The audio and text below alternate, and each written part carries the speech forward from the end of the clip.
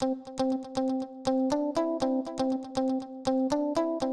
I'm Mary, and I would like to show you how I use the Xerox Healthcare MFP to help my office share and update our patient records in a simple and secure way.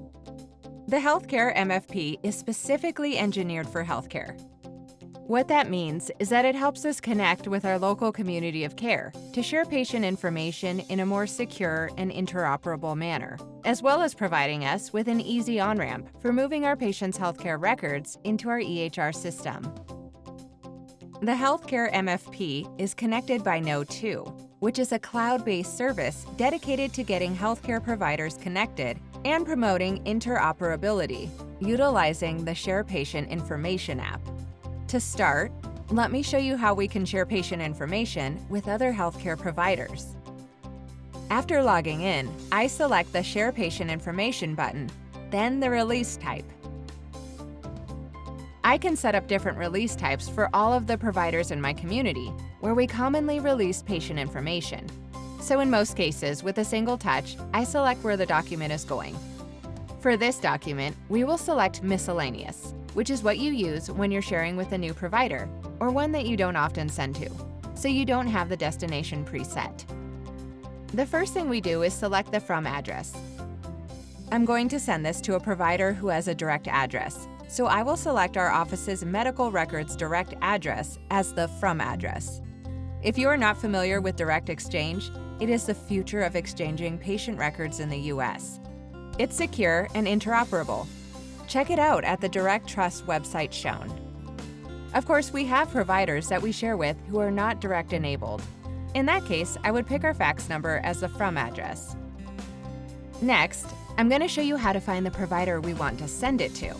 To start, I touch the Add Recipient button, and that brings me here, where I can touch Search to find my destination provider in the National Healthcare Directory.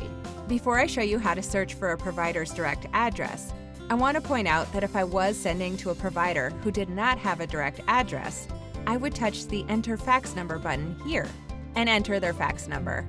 However, I am sending via direct, so I'll touch Search, and from here, I can search by the doctor's or organization's name or address. All you have to do is type a few of the first letters in a doctor's or organization's name.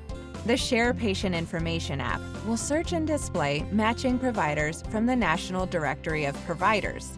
Think of this as your address book for providers to send PHI to. What's nice about being able to clearly select the provider I'm looking for in this way is that it cuts down on mistakenly sending PHI to a wrong location. Now I'm going to search our EHR system for the patient this document belongs to.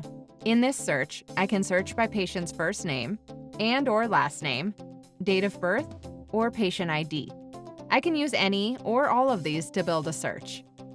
Remember, depending on the capabilities of your EHR system, your search experience may differ from this. In this case, I select the last name field, and I can search by the full name or just put the first few letters. Then I can select the correct patient from the list of results that the system returns to me. As you can see, it's very easy to search and locate my patient quickly and accurately. Once we have selected the correct patient, we provide information about the documents we are sending.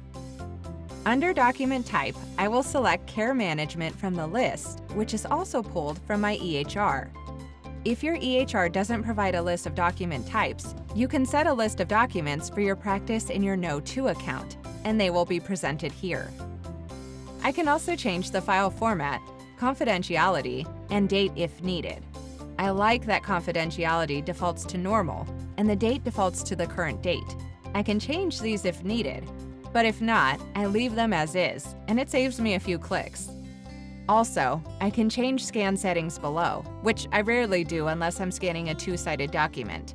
The default setting works fine and gives me a nice clear document. It's as easy as that. Now all you need to do is scan the document. If I have another document to send to this provider regarding this same patient, I can add it now and provide the information about that document. If not, I can finish. The summary page allows me to verify that I have captured the right patient demographic and document information. It also gives me another chance to add another document if I need to. If all is good, I click Send. It's secure, accurate, and confidential. And because so many EHRs now accept documents via direct exchange, it is interoperable as well. When I send this way, I no longer worry if a fax was received or lost. I can move on to taking care of our patients. Another time-consuming activity in our office is moving paper documents into our EHR. We can do it, but it's something that takes a bit of training and requires the person doing it to be in front of the scanner that we have at one of our desks. Now, anyone who can use a copier is enabled to move a patient document into the EHR. It saves time and helps us keep up with the paper that comes into the office. I'll show you how it works now. It's as easy as what we did just a moment ago. To get started, I click on Scan to EHR. I figured that out even without the training session that Xerox provided. Here, we start with the critical step of accurately identifying who the patient is. As before, since the healthcare MFP is connected to our EHR, I can search using our own EHR system using patient name, date of birth, or patient ID. I can use any or all these fields to search on. Here, I will search using last name field, entering the first few letters of the last name. Then I can accurately select the patient from the list of matches. Once I've selected the patient, I can choose to identify this document with the provider list that this patient has made. I touch this button, and we can see the list of visits of our patient. This document relates to a visit that Dr. Patterson had with this patient today, and I can make that association.